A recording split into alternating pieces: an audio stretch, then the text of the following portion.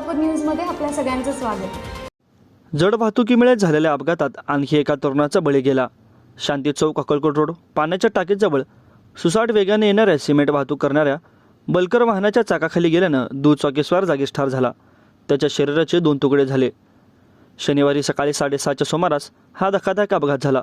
सुनील शिवाजी पवार वय वर्ष 42 राहणार स्वागतनगर गजानन शाळेजवळ सोलापूर असे मयत दुचाकीस्वाराचे नाव आहे। यातील मयत दुचाकीस्वार हा मूळचा स्वागतनगर येथील असून तो तामलवाडी येथील व्यंकटेश्वरा सिमेंट पाईप कारखान्यात कामाला असल्यामुळे मगर सावंगी तालुका तुळजापूर येथील सासरवाडीत राहत होता।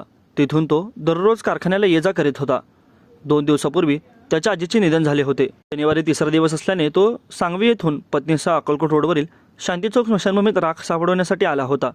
ही वेळ साधारण 6चीच होती। स्वागतनगर इथून नातलग अद्याप स्मशानभूमीजवळ नसल्याने तो स्वागतनगरच्या दिशेने शांती चौक पास करून जात असताना सुसाट वेगाने येणाऱ्या सिमेंट वाहतूक करणाऱ्या बलकर वाहनाच्या मागील चाकाखाली तो गेला। सुदैवाने पत्नी बाजूला पडली। यात त्याच्या शरीराचे 2 तुकडे झाल्याचे नातलगांनी सांगितले। अपघाताची खबर जिर्लो पोलीस ठाण्यास मिळताच सहाय्यक फौजदार सय्यद हे घटनास्थळी पोहोचले।